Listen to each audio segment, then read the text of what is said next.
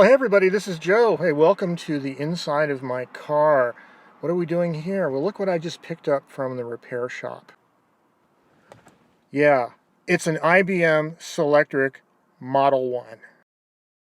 Well, a lot of times what I've done in the past when I've gotten a typewriter, I typically just bought it from a thrift store, antique store, is I'll go to a city park like where I'm sitting now, sit it out on a picnic table and play with it a little bit. But this is an electric typewriter, so I guess I'm gonna have to go home. Can't plug it in. This typewriter was a gift from a friend, and he gave it to me knowing that it had some problems, and I didn't know if I could work on it and fix it. I had never worked on an IBM Selectric, certainly not a Selectric I, and it turned out that it was a little bit over my head. And that's an interesting lesson for those of us who are typewriter tinkerers. This typewriter ended up having a broken cable, and part of the mechanism that actuates the type ball was broken. Certainly nothing I would have been able to tackle on my own. And so I found a typewriter shop here in town that services IBM Selectrics, and they do so professionally. There's still a market for they have service contracts with businesses who have these typewriters, and they pay like $100 a year or something like that for service. And so these guys are professional IBM Selectric servicers, and it was nice to find a place like that that still does the job. So I got myself a IBM Selectric, and it's a big heavy machine, and I don't know what I'm going to do with it as far as having room in my little house for it. Let's go home and take a look at it, shall we?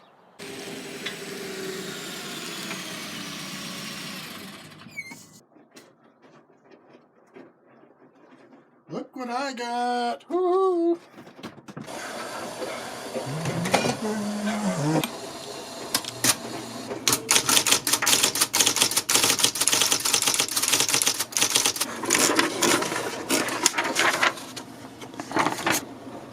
It looks pretty good.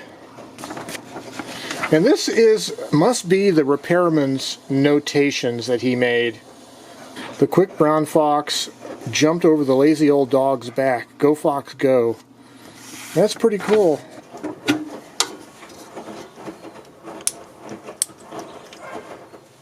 And this is a Courier 12 character per inch type ball that I have with this. And here is the old typewriter ribbon. These Selectric ones use a different style ribbon cartridge than the newer Selectric 2s and 3s did. Well, let's look at some of the features of this typewriter, shall we? Well, let's see, starting with the keyboard, of course, you have the standard modern keyboard. The keys like this apostrophe, there's apostrophe, degree, half, and quarter. Those four symbols, it depends on which type ball you're using as to which set of those two you have. And the same thing's true up here on the number 1 key. There's a 1, plus, minus, and then there's a left-right bracket, and it depends on which type ball you're using as to which one of those is effective. Okay, so you have your standard shift lock. Space bar is repeat spacer. The return, of course, carriage returns the ball. The red indicator here is the current printing position. These are your margin settings, so the margins are right up front by the keyboard, very accessible. There is an index mark or an index button, and what the index button does, let's say that we are somewhere in the middle of the paper, like right here, our printing position. If you press the index, it essentially does an advance of the paper, an advance of the platen without returning the carriage to the left. So that's pretty handy when you're doing things like columns of numbers indented. Of course, we have a backspace, and we have the tab button right here, and the tab set and clear are right here, and the margin release. If you go return, you hit margin release, you can backspace to the left of the margin, of course. Okay, on the right side of the carriage, you have your single or double spaced line selector. This releases the tension on the platen for pulling your paper out. Here's your paper bale. There's a nice paper scale. First of all, at the top of the scale is inches. in width along the width of the paper. And then you have two scales, one for 10 character per inch and one for 12 character per inch. So since this is a 12 character per inch machine, you would reference the bottom of the scale, which is for the 12.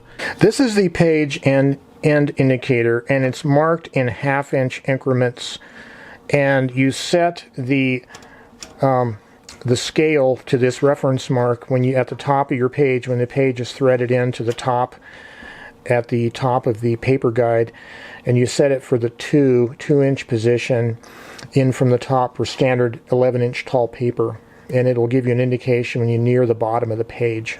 There is a selector knob right here, and that releases the ratcheting for the platen. This line finder button, the idea is if you want to leave the line you're on, for instance if we're at this line here and you want to leave the line and go back to it later, like you're typing a form, you pull it towards you, now the platen will slip continuously.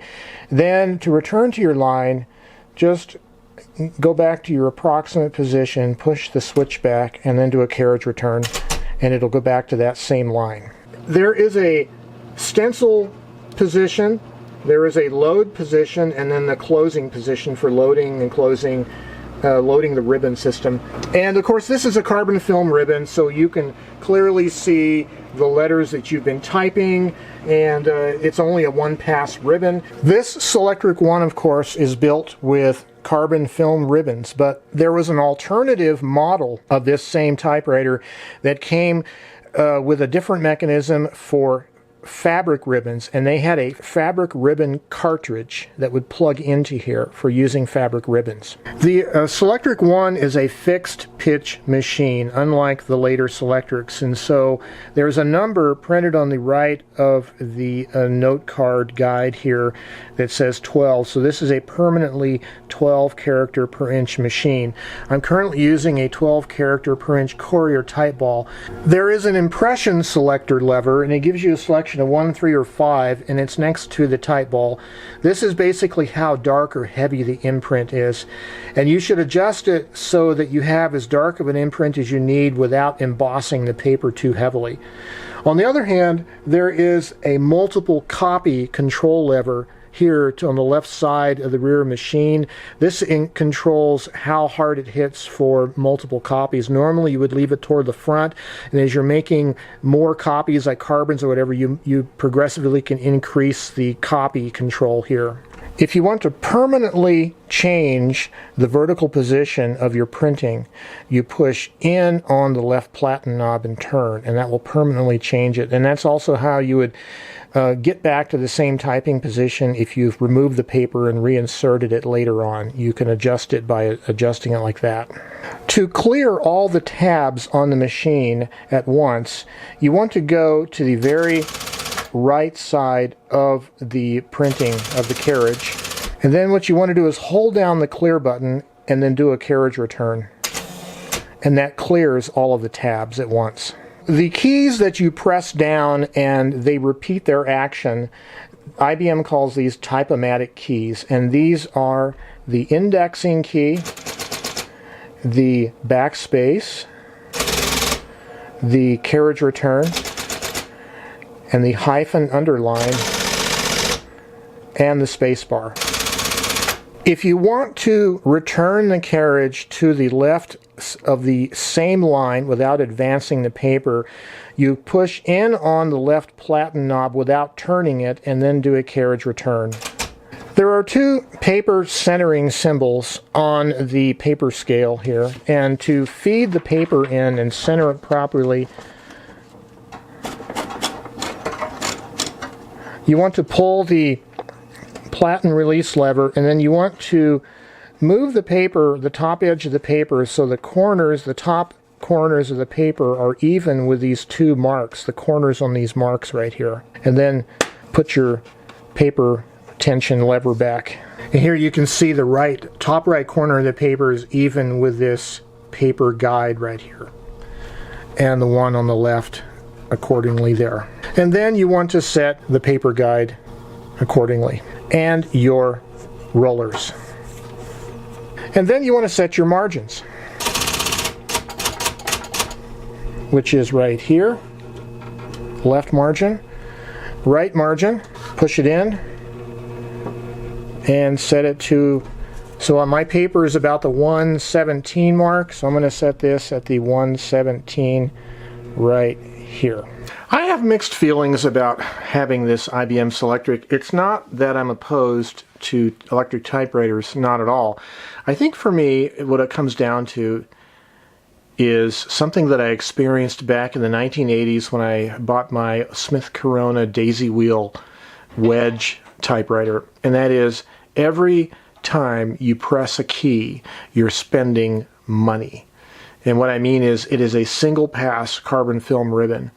And you just can't take the typewriter out, set it up, plug it in, turn it on, thread some paper up, and just do random stream of consciousness typing without, in the back of your mind, at least the back of my mind, thinking, every dang letter I'm pressing is costing me money, and I can't get these ribbons locally. I have to order them off Amazon. That's, I think, the biggest single detriment to me enjoying the use of this typewriter. On the other hand, these are workhorse typewriters. These were engineered, designed and engineered strictly for, or primarily for, the mid-20th century efficient business office environment, and that is what it's great for. Great for writers, students. It's a great typewriter, no doubt about it. Mechanically, just design-wise, performance-wise, there is no better typewriter in terms of performance than an IBM Selectric, I think. But with that performance comes the certain cost factor involved in it. Well, you know, there's the old saying, never look a gift horse in the mouth. And so I certainly appreciate being gifted a Selectric I typewriter. I don't mind the fact that I had to pay some money to get it serviced. It's nice to have an old machine like this back in good working order. I really think the biggest problem for me is going to be the room. Where do I find room to put it? It has a plastic cover to it, but absent an actual storage box, which of course these don't have, these kind of machines are approximately 35 pounds or more. They're fairly big, they have a big footprint, and you need a place to set these. And I have a small house. I have 20 other typewriters, 19 or 20 other typewriters, so it's going to be a real challenge for me going forward to figure out what I'm going to do with this thing. But hey, I am the new owner of a Selectric I in beige color, and that's pretty cool. I thank you, my friend Kevin, for this gift. And well, that's it, a Selectric I typewriter. This thing types awfully darn fast. Anyway, until next time, this is Joe Van Cleve. You guys have yourselves a great day.